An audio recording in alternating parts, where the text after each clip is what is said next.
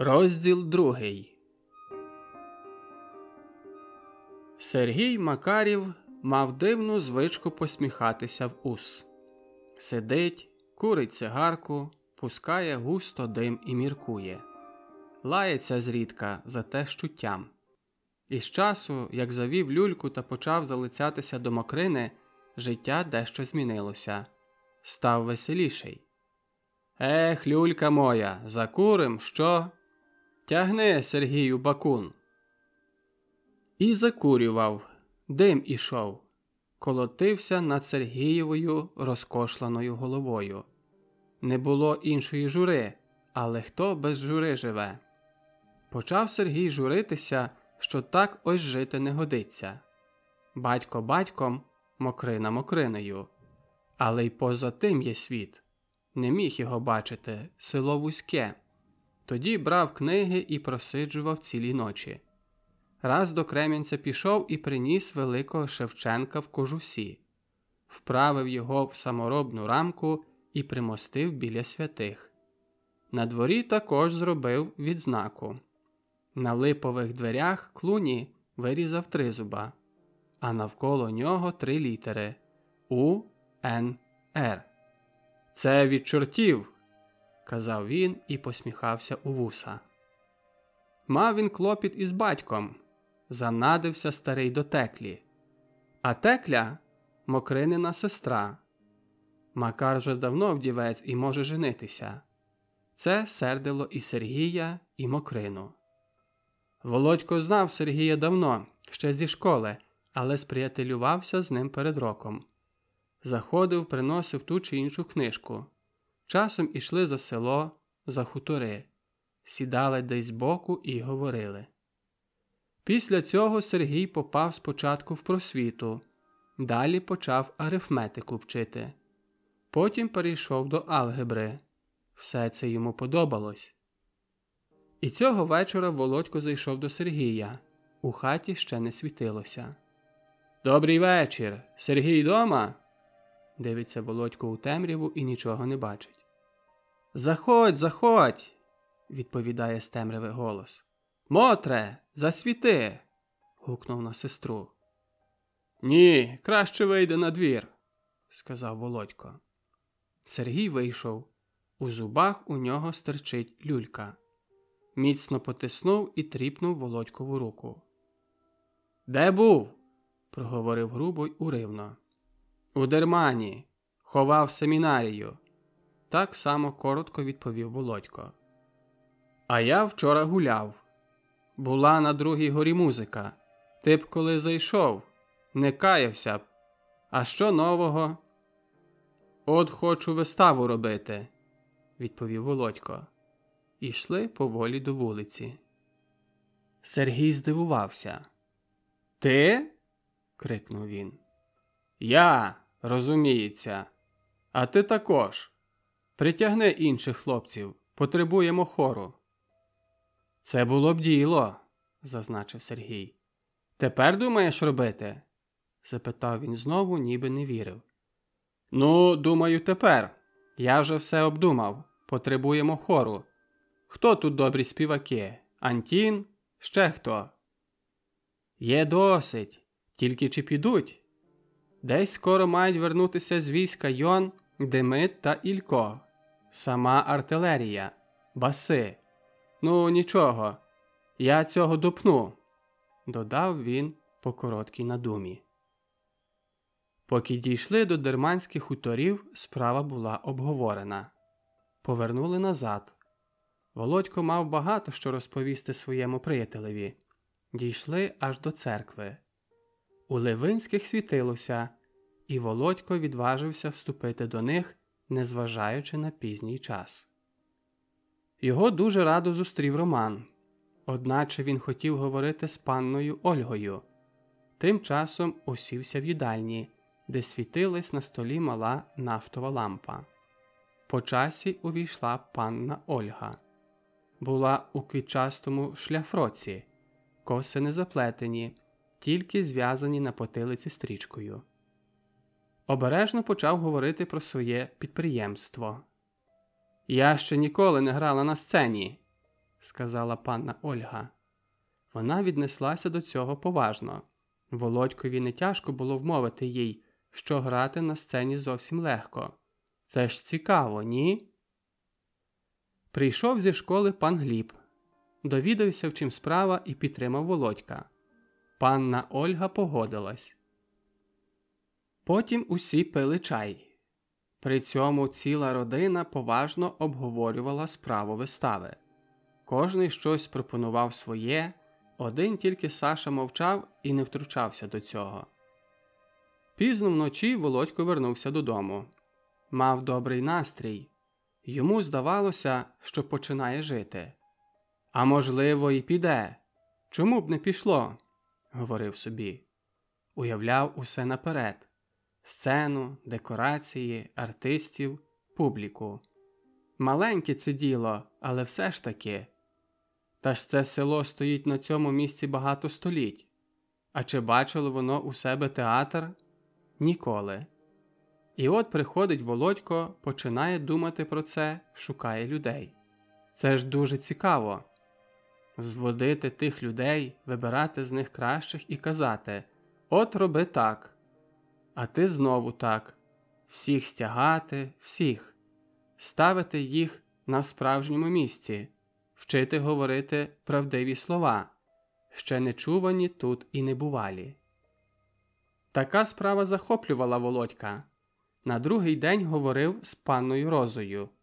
Її не треба було вмовляти. Накинулася сама, бо їй так смутно у дядька. Вічно тільки сяде, виставить черево і сопе. А яку дістане роль? Володько сказав: «Матір». «Матір? Стару?» – перелякалася Розочка. «Я ж молода!» Образилася. Володькові щось треба сказати. «Матір – найпочесніша роля в життю», – сказав Володько. Хотів ніби жартома, але вірив у свої слова. «Це досить тяжка і відповідальна роля. Це одна з головних. Там є ще дочка. Але що дочка? Мізерна ролька». І Володько забожився. Все-таки Розочка погодилась. За пару днів усе полагоджено. Пан Гліб відпустив у школі своє помешкання. Хотіли клас, але класу не можна. На такі речі класу не можна дати. Обійшлися без класу. Почалися проби. Одночасно стали говорити по селі про кумедію. Чутки добігли до Андрія Андрійовича Рони. Як можна, що його не запросили? Це дуже дивувало пана Рону. Одного вечора сам прийшов і запропонував свої режисерські послуги. І це було до речі. Сам Володько не зовсім добре справлявся з цим. Пан Рона вже поважний пан. Він був у Києві, Петрограді, Москві. Він мав знайомства з відомими артистами. Він сам грав і навіть сам писав п'єси. Нарешті у нього на носі пенсне. Володько навіть здалека не міг рівнятися до пана Рони. Андрій Андрійович одразу все перевернув по-своєму. Того поставив там, того там. Той мусить говорити так-то, робити такі-то рухи. Кожний голос має своє місце. Розуміється. І справа пішла. Кожного вечора в кімнаті пана Гліба повно молоді. Світиться велика лампа. Вікна завішені. Зі стіни дивиться Шевченко. На дворі дощ і темно. Зовсім темно, хоч око виколи. Західний вітер нагнав повно хмар океану. Полився нудний дощ. Поля розмокли, дороги розмокли, стріхи розмокли. Дим не піднімається догори, а котиться по мокрих стріхах, по зболоченому подвір'ю, по костриці на городі. Ворони сумно чистять свої дзьоби, зрідка невдоволено крякають і перелітають з города на город. Горобці зашиваються під стріхи і так мовчки сидять, мов покарані. Собаки по ночах виють з нудьги. Одні п'яниці розкошують у такі дні. Цілі довгі вечори просиджують у габеля, а вертаючись додому, виспівують гопоту або «Прощайте, город, прощай, Кавказ». Цієї осені по селі йде чутка: будуть театри. Так, будуть театри. Чутка перелазить з хати до хати. Сьогодні тут, завтра на другому кінці під Одерадівкою. На всіх вечорницях у габеля, у козака. П'яні й тверезі, усі готорять про театри. Кажуть, ніби переодягнуться і будуть говорити до ладу, і все смішне. Нікого тепер не впускають до школи.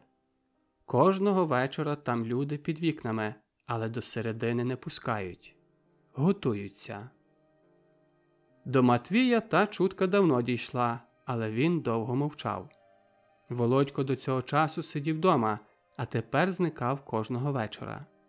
Дощ не дощ, болото не болото, а він іде. Коли вертається, ніхто не чує. Це не по-господарському. «Знаєш що?» – заговорив одного разу батько. «Ти вже виріс і маєш свій розум. Театри театрами, але господарство – перва річ. Кажу, не забувай господарства. Он, кажуть, поліція вже розпитувала про тебе. Це казав козак». «Ви боїтесь поліції?» – запитав зненацька Володько. Матвій збентежився. «Ну, то ні, але…» Володько перебив старого. «Тату, я знаю, що роблю». На цьому їх розмова скінчилась. Матвій відійшов. Пробувала ще говорити мати. «Завжди не сидів, завжди шукав на себе лиху годину. А прийдуть, а заберуть тебе». «Не прийдуть і не заберуть, не бійтесь», – коротко відповів матері. А сам ішов далі. Не мав часу на довгу розмову. Жив, був між людьми, чув і бачив їх. То в Левинських, то в Сергія. Говорив. Сперечався з паном Глібом, повчав Сергія, грав роль Тимоша. Співав «Ой, що ж то за шум!», сміявся, танцював з панною Женею, що недавно приїхала гостювати до Левинських. Ольга вмовила її, і та приїхала. Часом заходив до Андрія Рони. Пили чай і розмовляли про Ібсена. Потім переходили на політику. Рона переконує, що треба владі скоритися. Влада є влада. Дурна чи розумна, але влада. Але, розуміється, не можна зложити руки і сидіти. Треба робити. Володько має на ці речі свій погляд. А проби йдуть. Скоро вистава. Треба від староства дозвіл. Написали прохання, приложили марки. Володько випросив у батька коні і поїхав. Староство. Червоний поверховий будинок. Над дверима овальна вивіска, орел і напис. Вузький коридор, направо двері, наліво двері. Просто сходи на поверх. Прохання приймають на поверсі. Там молодий пан у френчі. Довгі ноги, руки, пальці.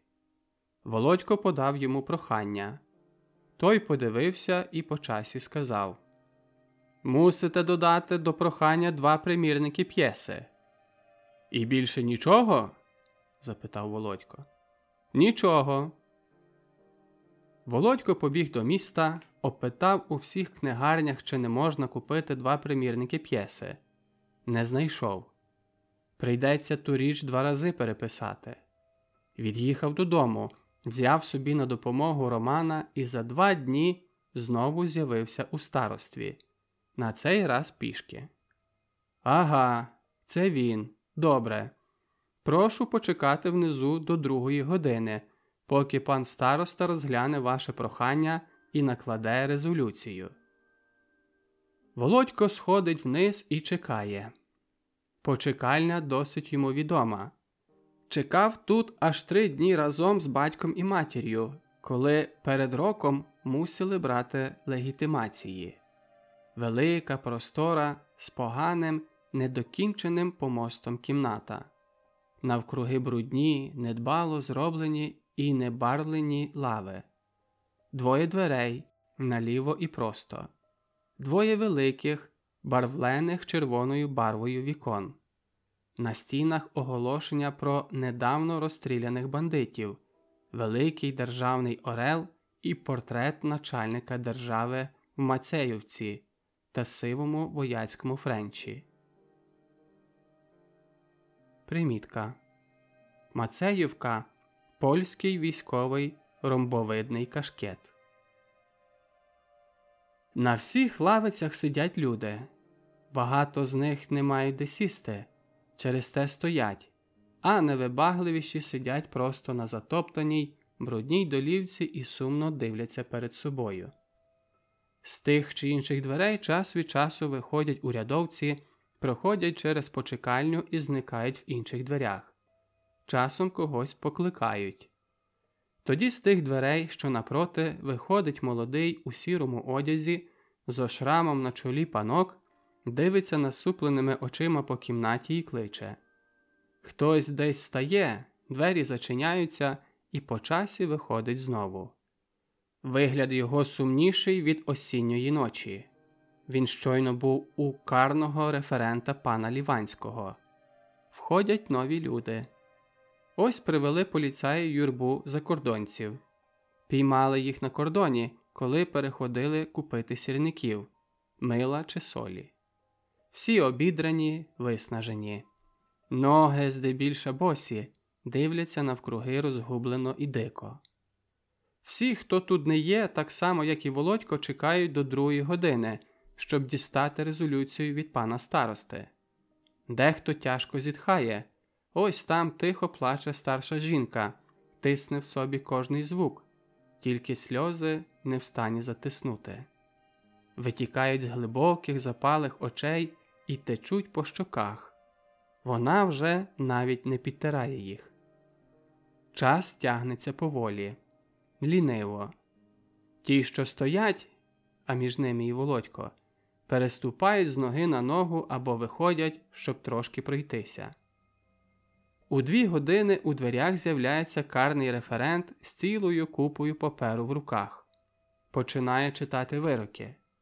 Піднімається плач, крики. До діла приходять поліцаї і відводять кого треба. Володько довідується в своїй справі таке. Пан референт, що дає дозволи на виставі, не встиг переглянути ваше прохання, і через те ви мусите прийти ще раз. «А коли?» – запитав Володько. Настрій його впав дуже низько, так що й голос відмовляється висловити якесь слово. «Ну, прийдіть так за днів 3». За 3 дні Володько з'являється знову. Знизу його послали нагору, звідти знову вниз. Унизу урядовець розсердився і заявив, що він з тим не має нічого спільного, і хай знову йде нагору.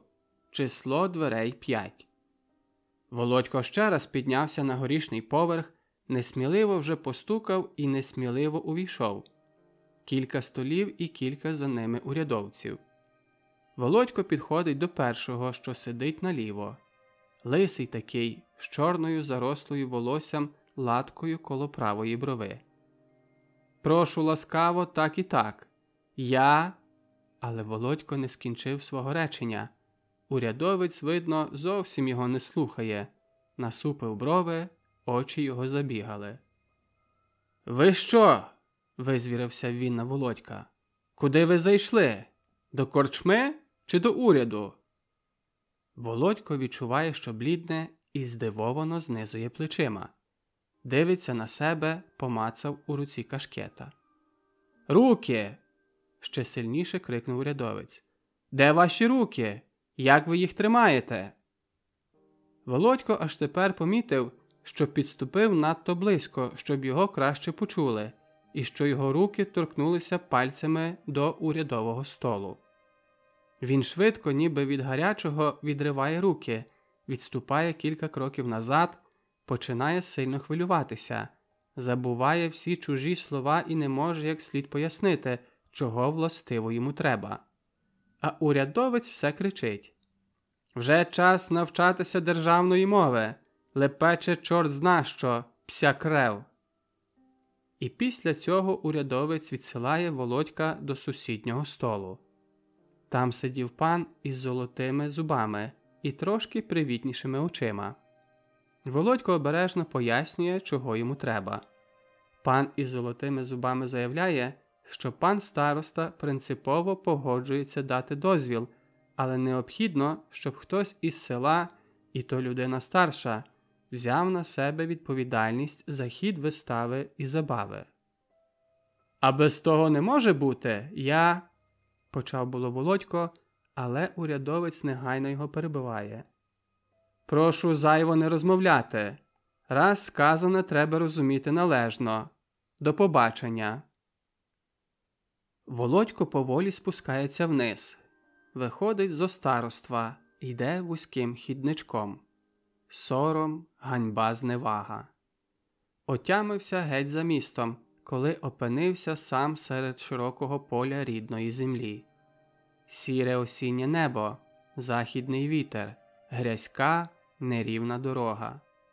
Перед ним 15 кілометрів дороги. На щастя, догнав Володька один дядько із села і трохи його підвіз. Після цього Володькові вже не хотілося більше йти за дозволом. Але ж як бути? Невже при першій неприємності, при першій невдачі ганебно відступити, здатися? А може, поскаржитися на урядовця? Подати його до суду?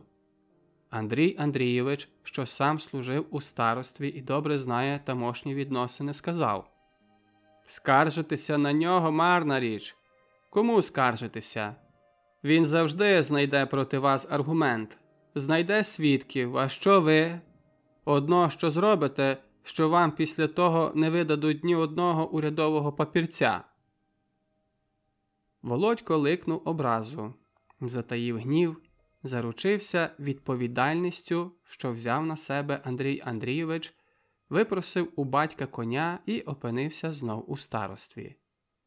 По короткій мандрівці зверху вниз і навпаки та після очікування мало не до 2 години Володько довідується, що дозвіл буде готовий завтра. Може прийти за ним хто-небудь. При виході в коридорі Володька зупинив молодий, русявий, з гострим носиком у гранатовому одязі панок. «Так ви стилявки?» – запитався він, посміхаючись. «Так», – відповів Володько. «І, значить, робите там виставу?» – питає той далі. Володько відповів. «Ви зветесь Володимир Довбенко?» – тягне панок все далі. Володько підтвердив. «А хто там бере на себе відповідальність?» Довідався. «Ага, знаю, ну нічого, дозвіл дістанете. Коли сказав пан референт?» «Завтра». «Ну, значить, завтра й дістанете. Дуже приємно. До побачення, пане Довбенко». Панок пішов дерев'яними сходами наверх, а здивований Володько вийшов на вулицю, сів на коня і помчав додому. Додому прибув досить пізно. Кінь зовсім задріпаний, сам втомлений, розбитий, голодний. Батько невдоволений. Нічого йому не згадував про свої пригоди в урядах. Мовчки вислухав його нарікання, мовчки наївся і одразу відійшов у село. – сказала Настя, – поки росте, доти хоч маєш його дома. А тепер? Хто знає, де він ото ходить і що робить? Дома стільки скрізь роботи. Молотилка на носі, гній треба викидати, навіть січки нема кому нарізати. Дрова сама он цюкаю, що мені аж спина тріщить. Коли б хоч сокира людська, а то такий тягар, що ледве двигаєш. На другий день за дозволом послали Сергія. Володько мав досить роботи.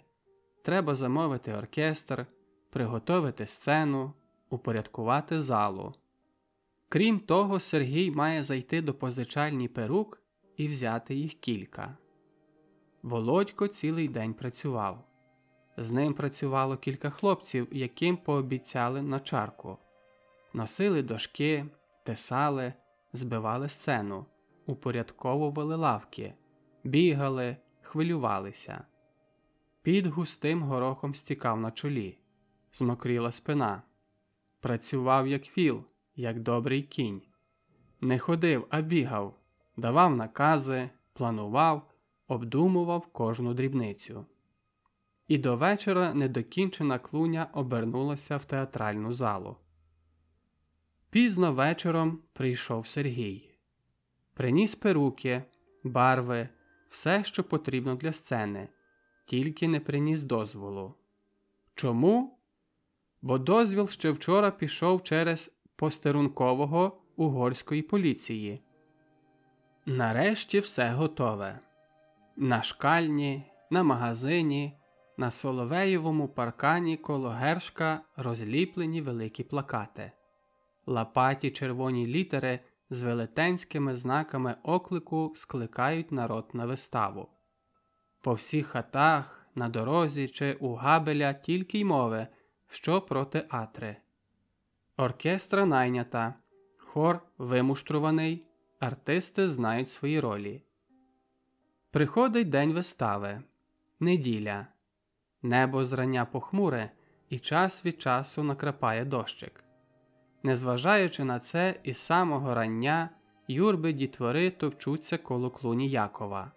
Ще все зачинене, ще Яковова жінка гонить їх з подвір'я під 100 чортів, ще навіть Володько не прийшов у село, але скрізь по всіх вуличках на перелазах збираються гурти дівчат, хлопчаків. Часом і якийсь парубок цікавіший так, ніби між іншим, пройдеться коло Якова і кине кілька поглядів на подвір'я. Навіть і старші поважні дядьки, що все ще посміхалися з театрів, все ближче підступають до Якового подвір'я, розважаючи про погоду, врожай і різні селянські справи.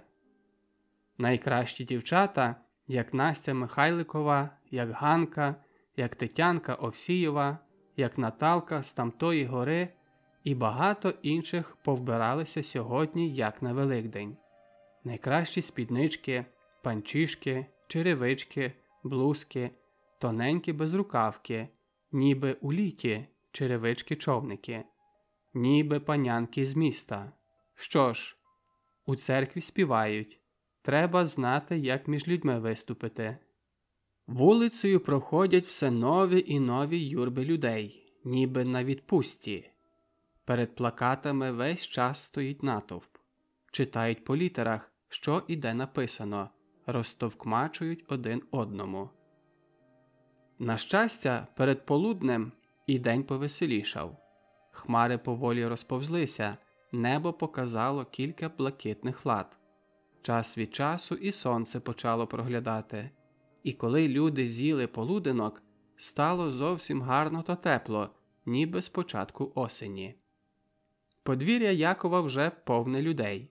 Дівки, парубки, старші хазяї, навіть старі діди, що курять люльки та спльовують.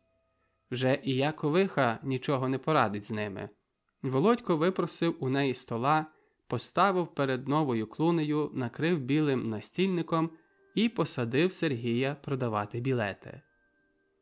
Після вийшов до людей і промовив: «Сьогодні в нашому селі вперше буде театр.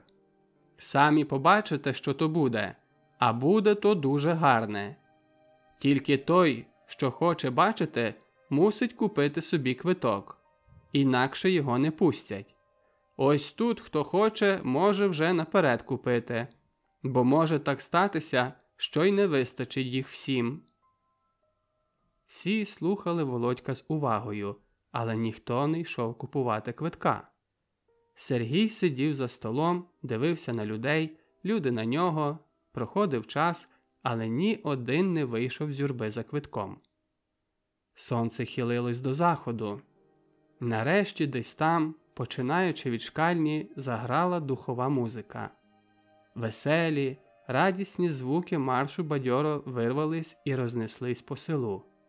Затремтіло село, зашуміло, затріщали перелази, замиготіли по всіх городах, по стежках жіночі одяги. І не дійшла музика до Якової садиби, як вже за нею тягнулась сила народу. Здавалось, ціле село піднялося. Вуличку, що вела до Якова, і весь двір залили по береги. Не можна було протиснутись. Але Сергій все сидів перед столом і чекав. Почали потрошечки, обережно підходити. Виймали з вузликів зім'яті марки. Питали, чи не можна б купити дешевше. Ось якась дівчинка виймає 3 яйця і просить благально пропустити її. Друга непевно підходить, довго дивиться на Сергія, довго міркує. Нарешті просить пустити її на борг. Завтра вона принесе гроші. Божиться, що принесе. Тепер якраз немає, а додому далеко. То ще ж досить часу. Ще можна побігти додому і вернутися, каже Сергій. Але дівчина боїться бігти додому.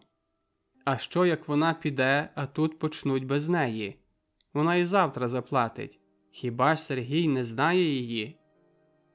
Але Сергій сьогодні не знає нікого. Як тільки музика зайшла до клуні, як тільки прорвалась несмілість, як тільки всі переконалися, що нікого не пустять задурно, навалились до столу всі нараз. Почалась метушня. Задні тиснулись, передавали гроші через передніх. Сергій впевняв, що всім стане квитків. Володько прибіг, побачив таке і побіг шукати ще одного продавача. Знайшов Олега, що приїхав на виставу, і просив його помогти Сергієві. У дверях клуні стали 2 здорові, плечисті парубки. Всередині знову 2 впорядчики. Народ хильнувсь, мов повінь. Володько не встигає давати розпорядки. Одні просяться пропустити їх без грошей, інші щось питають, ще інші скаржаться. У дверях щинився крик і гамір. 2 п'яні парубки лізли без квитків, але їх зупинили. «Назад! Не бачиш, тут варта!» «Пшол! Що мені варта? Пускай!» І тиснеться далі. Але не встиг дійти до порога, як міцні руки схопили його за комір, і той, мов лантух, полетів на подвір'я. Регіт, крик. П'яний зірвався, кинувся битись. Та з'явилось ще кілька впорядчиків, і він відійшов. Сонце зайшло, засвітились лампи. Клуня набита людьми і зачинена. Більше не влазить. Грає музика. Сцена закрита завісою з рядин. Навколо клуні стоять люди, що не встигли дістати квитка. Малі хлопчики, мов кліщі, повпивались у стіни клуні і крізь щілини дивляться цікавими очима до середини. Інші їх відпихають, бо хочуть собі поглянути. «Петре, Петре, пусти ще мене, ти вже надивився!» «Гнате, дай я ще побачу, лиш трошки!» «Тож там ще нічого нема, сам нічого не бачу!» «Ага, нема. А дивиться, пусти, пусти, я тільки трошки!» Інші знову дряпаються на стріху або приносять підставку, щоб стати вище і дивитися. «Не тягни! Ти, халєро, не тягни! Куди лізеш? Впадемо всі!» «Гур!» Підстава звалилась і все полетіло. Починається бійка. Михалко кинувся на Івана. Іван божиться, що винен Микола. Микола спихає вину на іншого. Вибігає впорядчик і відгонить всіх, бо такий крик, що музик не чути. На залі гамір, ніби в набитому вулії. Музика тне безупину. Спереду сидять почесні гості. Он і комендант угорської поліції. Коло нього розложився із жінкою Габель. Приїхала і стара пані Неоліна Андріянівна, мати Андрія Андрійовича. Гольденберги цілою родиною – Мошко, Маня, Рая, Соня, Іцко.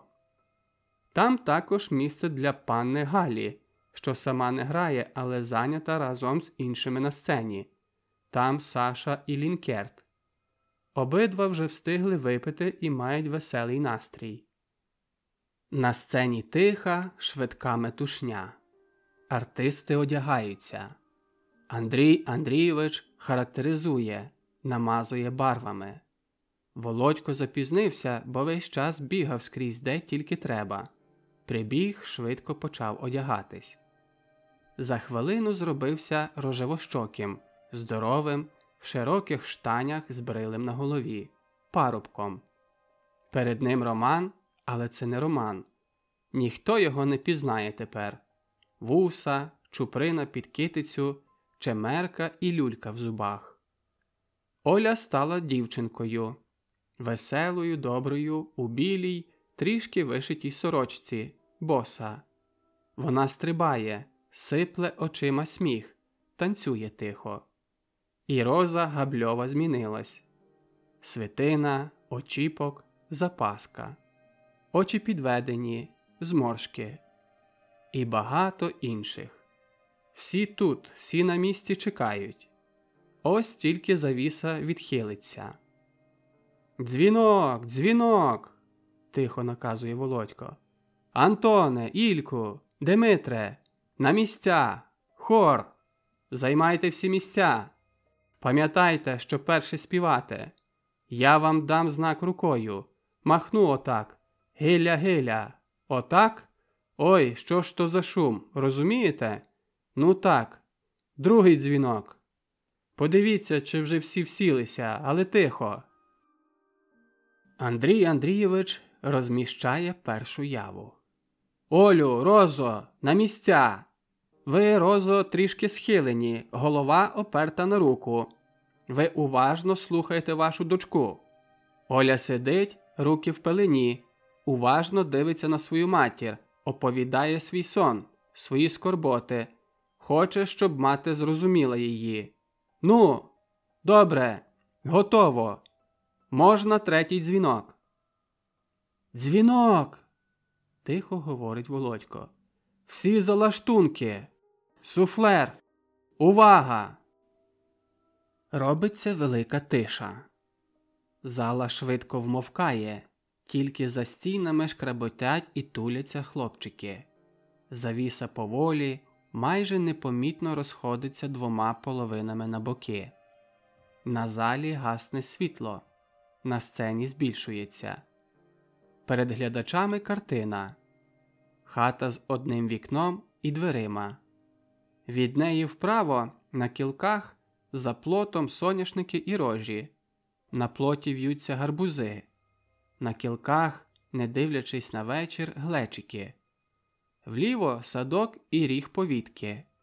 Вечір. Світить місяць. Тихо, ні одна гілка не ворушиться. Здалека долітає парубоцька пісня. На призбі перед хатою сидять мати й дочка. Мати трохи похилена, а дочка їй оповідає. «І от сниться мені, мамо, ніби біжу я, коло такого-то вітряка». Серед глибокої тиші її м'який ніжний голос бренить, мов срібна струна. Тріпотливі, повні остраху звуки вириваються з тієї живої картини, несуться над головами слухачів, долітають до найдальших закутків і десь там зникають. Куди залітають вони і де зникають? Там десь у тих палаючих цікавістю очах, у тих розкритих, висохлих від напруження устах, у тих вухах, що з напруженням ловлять кожне таке просте, але таке чарівне слово. Ось дівчина, що не може всидіти на місці. Вона бачить все, але їй здається, що це мало, і вона поволі, непомітно спиняється навшпиньки. Її очі бігають по сцені, ловлять кожну дрібничку, слух напружений. Обличчя весь час міняється. Жаль, скорбота, радість, сміх. Все, що бачить перед собою, все чистою, невинною душею приймає і страждає чи радується. Ціла зала, всі уважно дивляться, всі слухають цю дивовижу, це життя, цю живу красу. Бачать і розуміють серцем, цілим єством. Бідна дівчина просить матір вплинути на батька, щоб пустив її вечором погуляти. Там так гарно, там стільки молодих, веселих істот. Там так хороше бавляться. Там, у гаях, у тих садах під місяцем, серед чудового співу розцвітає барвистим, пахучим цвітом перше жагуче кохання. Там ходять вони, ті, що тільки що вступили у справжнє життя, ті, що чують себе і хочуть жити повно, барвисто і широко. Дівчата слухають ту казку і розуміють її. І коли б творилась вона перед очима не годину, а цілу ніч, вони прослухали б її з такою самою увагою від початку до кінця. Бо ж як не слухати? Хто з них коли бачив щось краще у житті? Хто показав їм щось, що діється на широкому світі? Хто кинув їх жагучій цікавості хоч один шматочок поживи? Ніхто. Ніколи. Росли, жили, плодились, вмирали.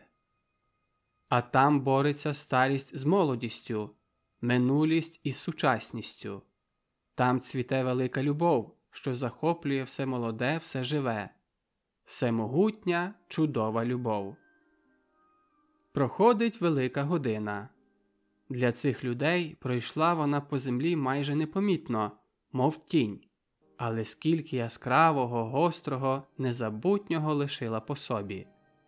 Сцена доходить до кінця.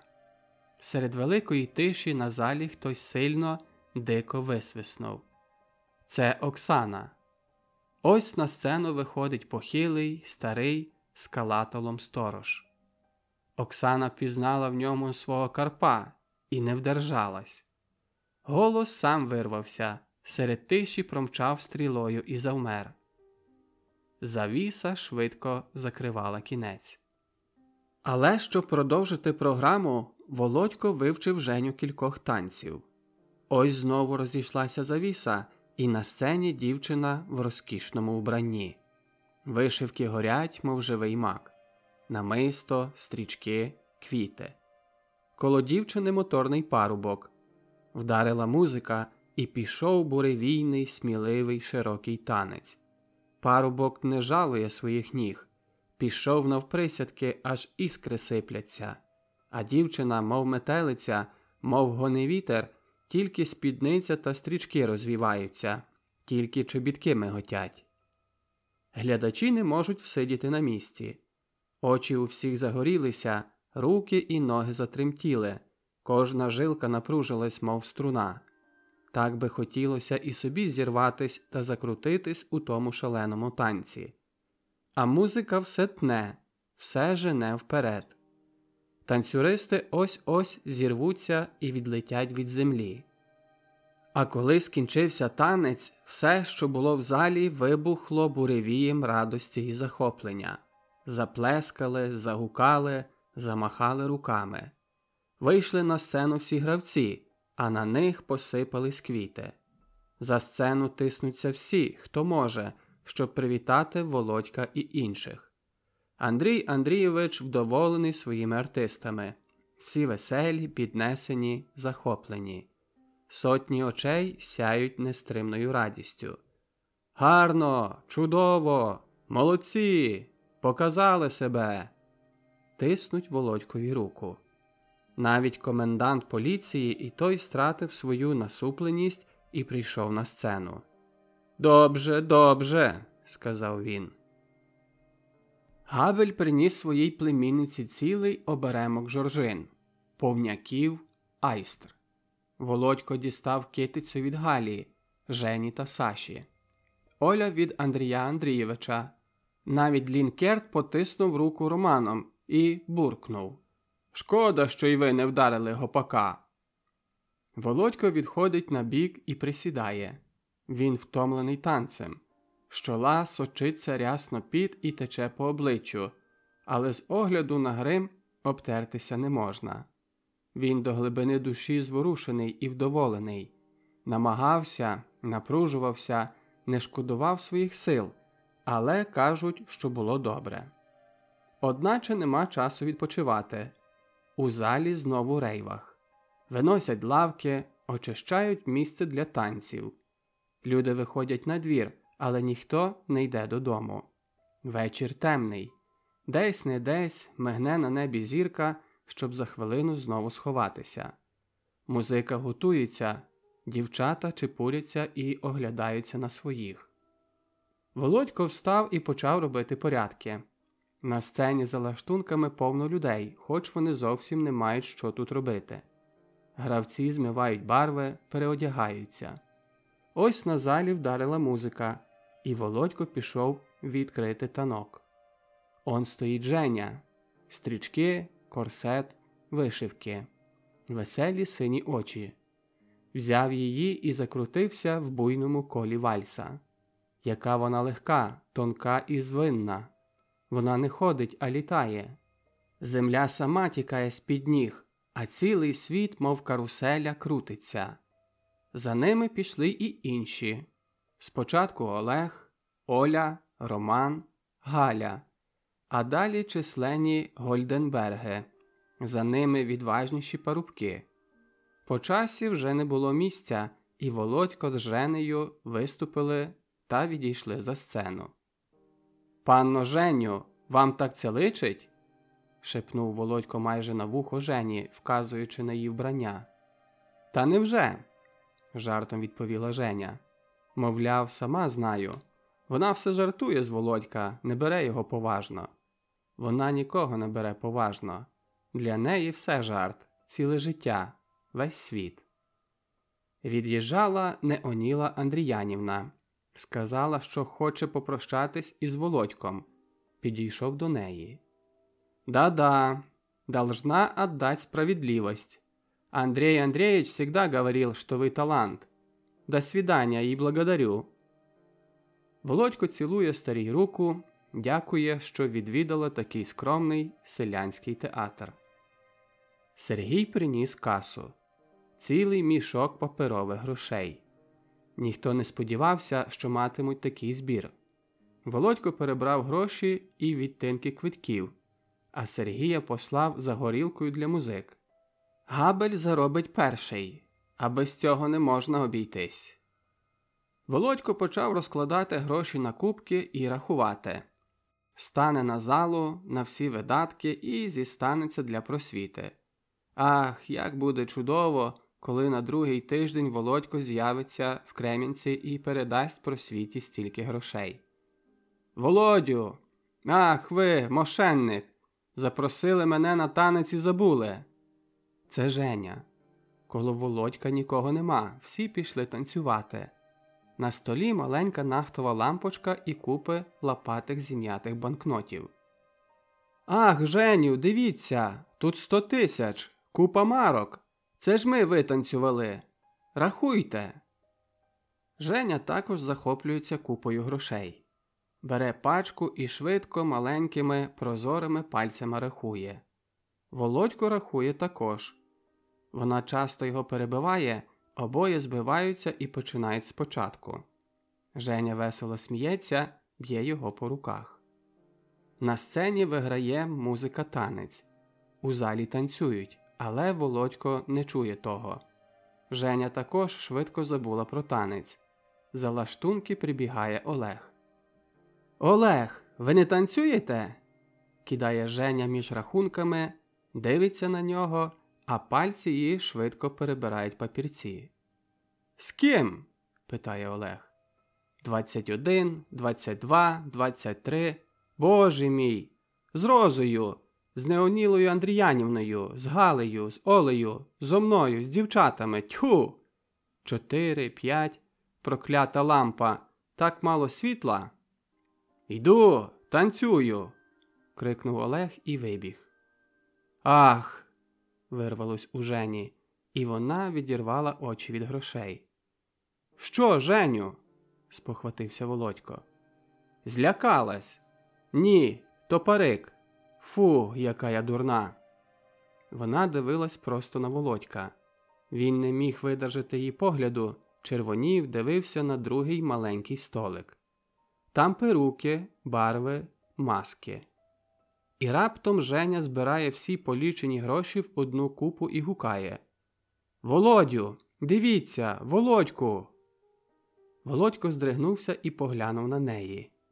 Вона тримала на руці купу грошей, але дивилась на нього. «Нате!» – сказала. «Ви сьогодні принц, багач, красунь. Ви…» Увірвала, але одразу додала: «Чудовий! Я вас люблю, Володю!» Вона це хотіла сказати жартом. Вона говорила таки всім. Але це вирвалось у неї по-українському, через те вийшло трішки інакше. Це вона також відчула і густо почервоніла. Одна її рука лежала на столі з грішми, і Женя помітила, що вона тремтить, і що Володько бачить це також. «Ах, це дурне! Нате гроші, ходім! Тут нікого нема!» Викрикнула вона вривно і схвильовано. Володько встиг сказати: «Паню Женю, дякую за ваші очі. Я їх буду носити з собою». Він взяв від неї гроші і запхав до всіх кишень. «Підем в танець», – сказав швидко. «Підем». Взяв її руку і потиснув. Вона швидко, нервово відповіла. Зніяковілі обоє і просто через сцену коло музик вийшли. Музики саме урвали танець. Володько і Женя лишились у всіх на очах. Хтось гукнув: «Женю!» Другий, це був Олег, крикнув: «Володьку!» І всі голосно, рясно заплескали. «Козачка! Козачка!» загукали. Але Женя, червона, мов жарина, вирвала від Володька свою руку і плигнула між публіку. Володько вернувся назад за лаштунки. Це сталося несподівано і через те схвилювало Володька. Підійшов до столу і присів на стілець. Ліва рука лягла на столі. Чув неспокій, тремтіння. Боявся, що ось зараз сюди ввірвуться люди і побачать його таким.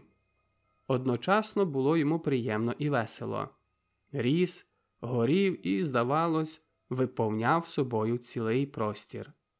І дійсно, за хвилину було тут повно людей. Лінкерт, Саша, Роман. З'явилися вже пляшки. «Пий!» – підносять Володькові чарку. «Ні, сьогодні не п'ю», – відмовив твердо і рішуче. «Дурень!» – проговорив Роман і вихилив. «Браво, браво! Володя не п'є! Принаймні один знайшовся!» Загомоніли дівчата, а особливо Галя і Женя. «Кричіть!» – говорив Лінкерт. «Горілка, шана і радість! Хто не курить, не п'є, не мужчина! А жінки, що таких люблять, кури і мізерія!» «А ті, що п'ють, тваринки, що хрюкають!» – докинула котрась. Шум, гамір, рух. Галя знайшла собі обрізок дошки і присіла. У неї на руках примостилась Женя. Оля принесла торти.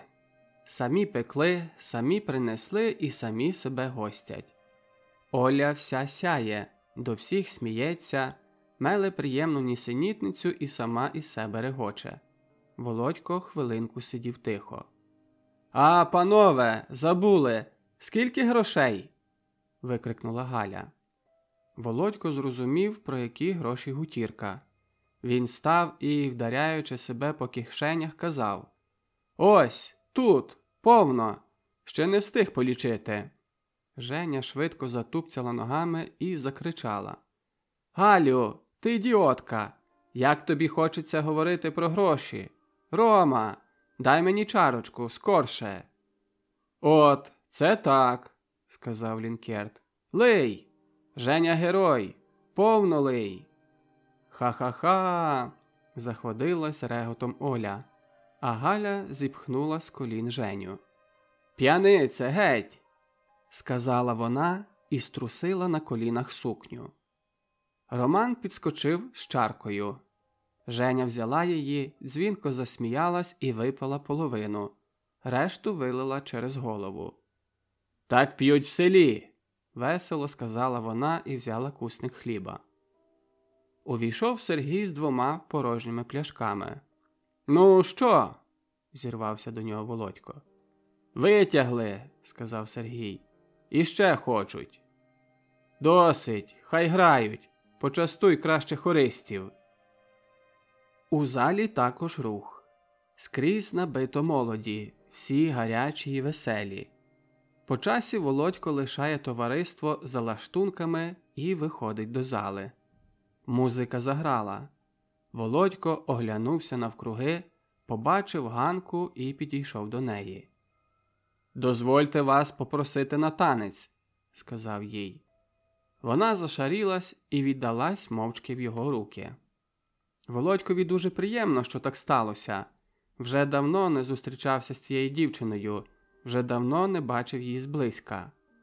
А тепер ось танцює з нею, чує її зовсім близько коло себе, чує дотики її грудей, чує навіть її хвилювання, що передається також на нього.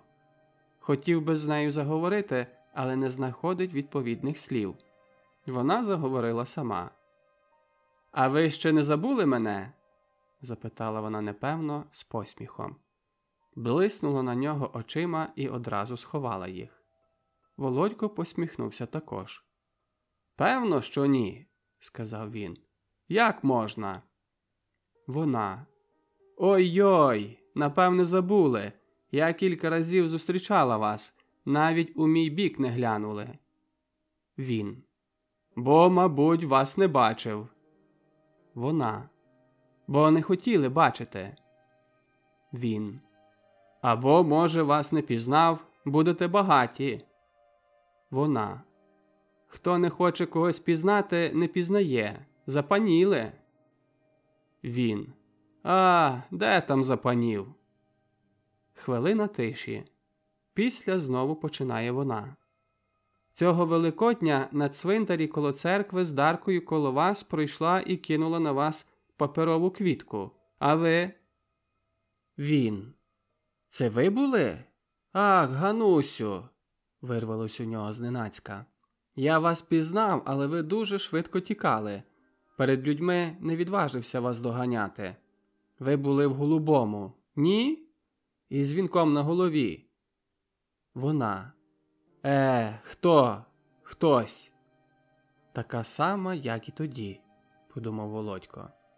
«А пригадуєте, Ганко, там у школі?» – запитав по короткій перерві. Вона. «Ще б ні.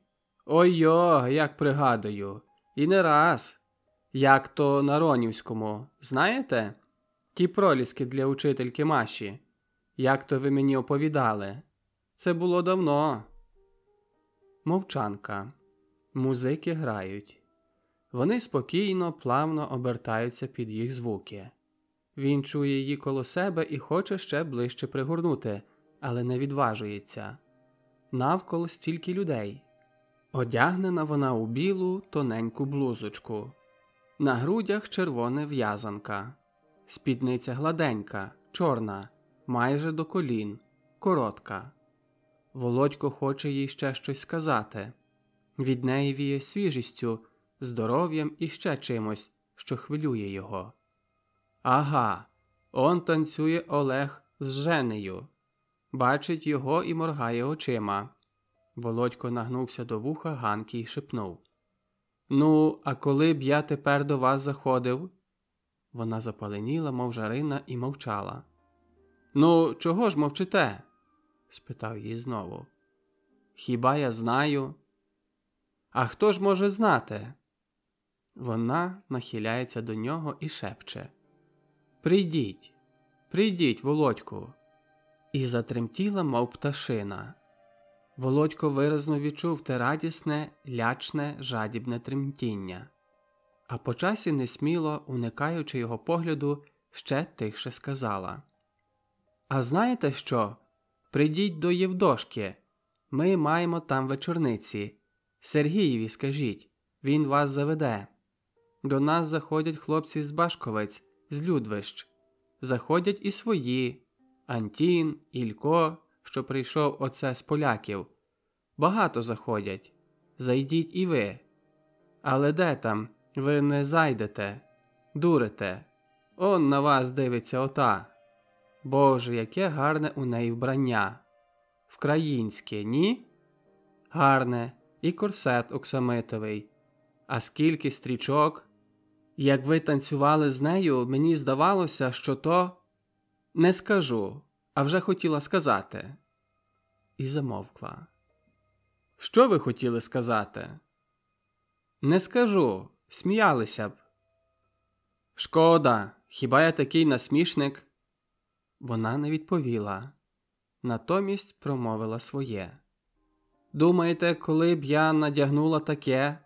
Дарка сказала мені, ха-ха-ха, не скажу, знову не скажу, їй-богу, не скажу. Що там таке? Чому не скажете? Вона таємничо підтягнулася, притиснулася до нього і майже на вухо шептала. Казала мені, ти дурна, купи собі таке вбрання, такий корсет, такі стрічки, і він тебе полюбить. Будеш, каже, бачити.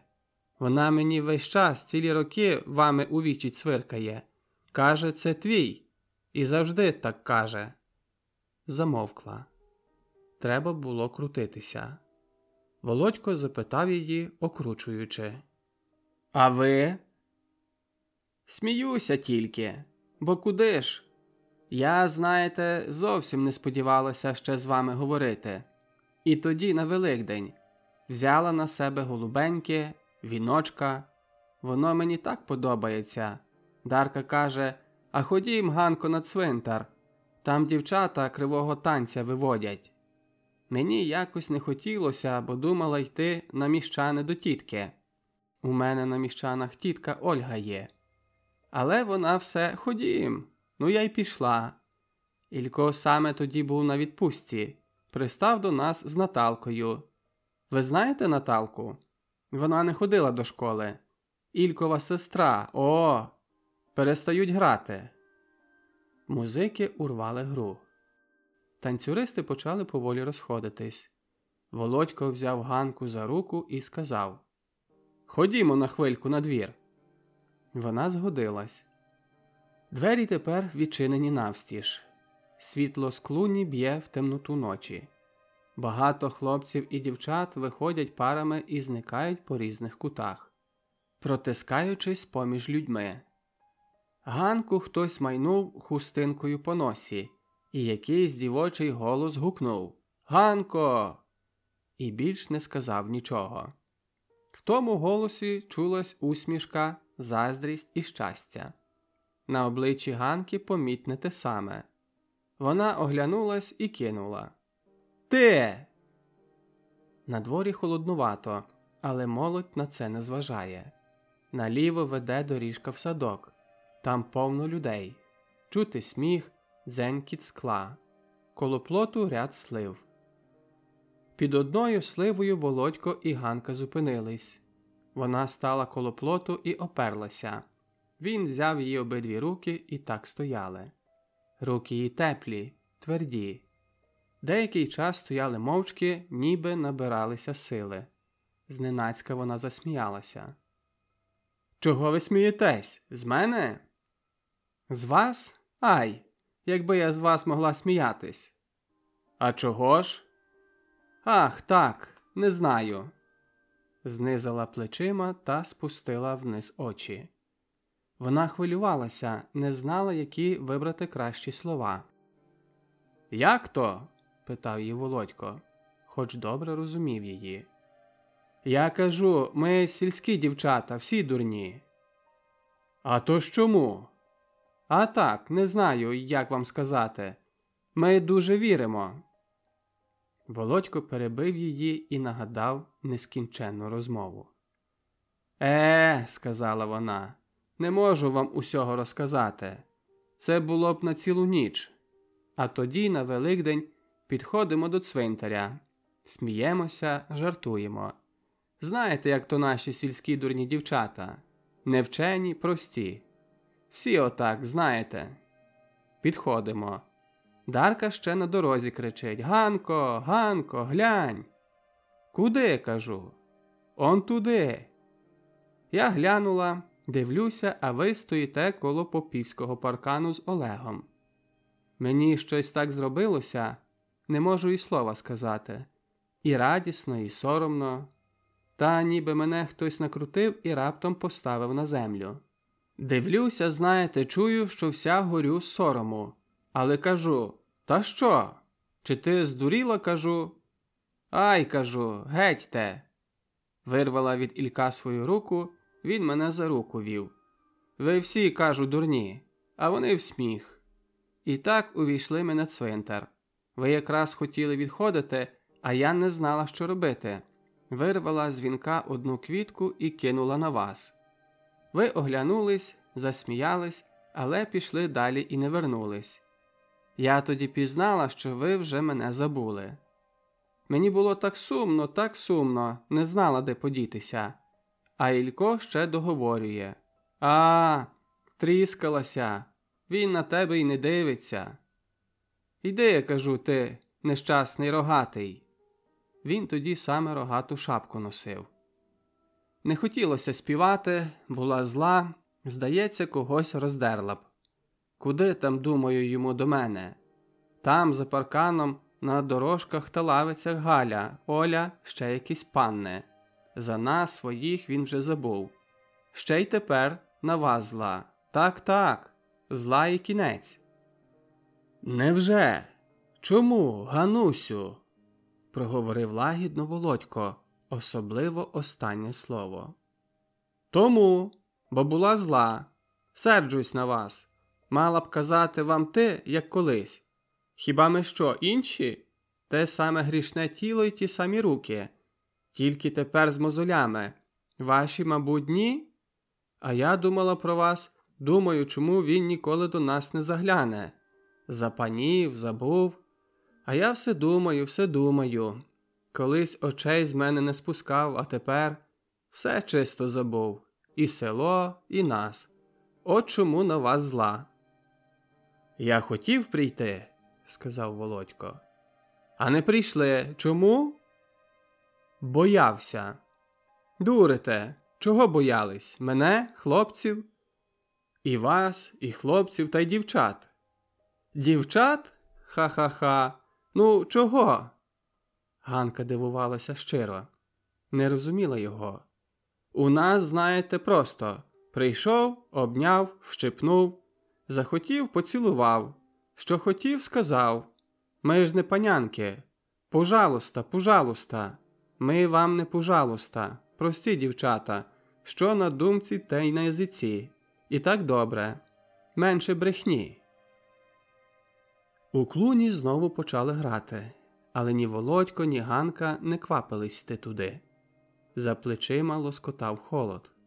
Ніч темна, мов вугіль, але та темнота сьогодні приємна і чарівна. Такі ночі не трапляються часто, такі свої й довірливі.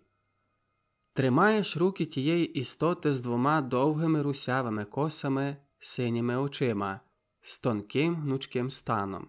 І, хоч її не бачиш, але чуєш кожним нервом, віддихом. Чарівна темнота пливе навколо тебе, а ти тримаєш чиїсь руки і думаєш якраз так, як часом марив ті найкращі, найяскравіші дні молодості. Так, це вона. Вона і є. Близька, доступна, пружна, мов тятива, і п'янка, мов добре вино. Таку тільки бачиш у снах, у мріях, а тут вона на уяві. Тут вона в твоїх руках. Та величезна дорогоцінність, що тільки молодості дається зовсім даром. А Ганка оповідає далі.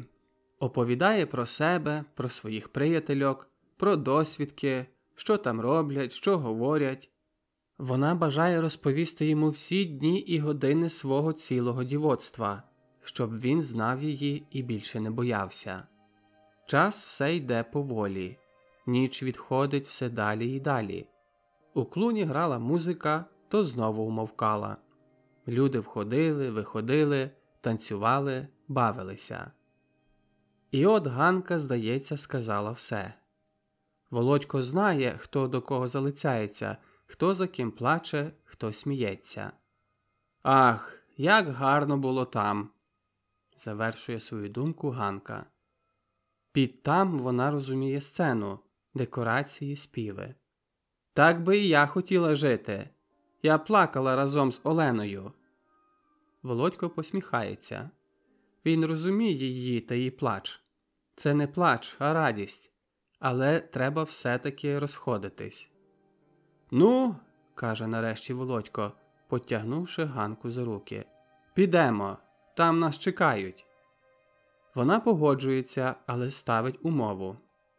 «Прийдете до нас? Направду?» «Дурите, не вірю, ну, побачимо». Розійшлися. Володько спішить на сцену. Тут уже розходяться, прощаються з Володьком. Женя жартівливо йому погрожує. Габель забирає свою розочку, хоч це не до вподоби Романові.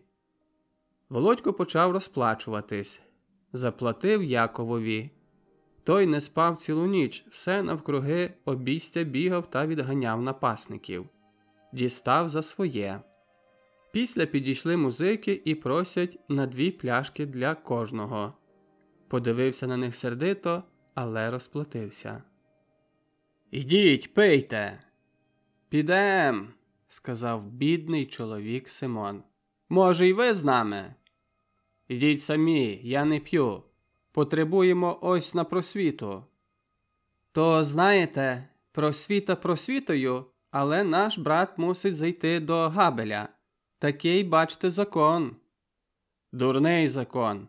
Розстріляти його варто». «Но, не ми його встановляли, не ми й будемо розстрілювати», – завершив Симон. Після підійшов до Володька Антін і говорить потиху. «Там он чекають хлопці. Знаєш, вони стільки для тебе попрацювали. Дай їм, на другий раз ще підуть, хоч по пляшці дай».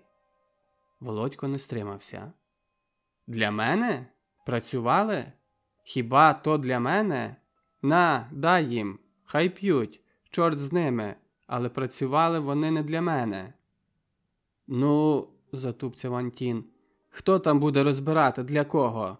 Що виробили, то виробили. На чарку стане».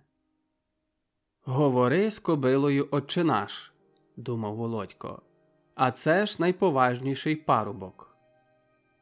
Володько нарешті розплатився зо всіма, а решту сховав на просвіту. 50 тисяч зосталось, і то добре. Розпрощався з Олегом і Сергієм та пішов сам додому. На вечірці були Василина і Хведот, але ті вже, мабуть, давно сплять дома. Ніч уже минає. Ось на сході починає ясніти. Володько ледве ступає. Втома, враження, плани на будуче навантажили його тягарами, а він несе все, мов добрий бендюжник.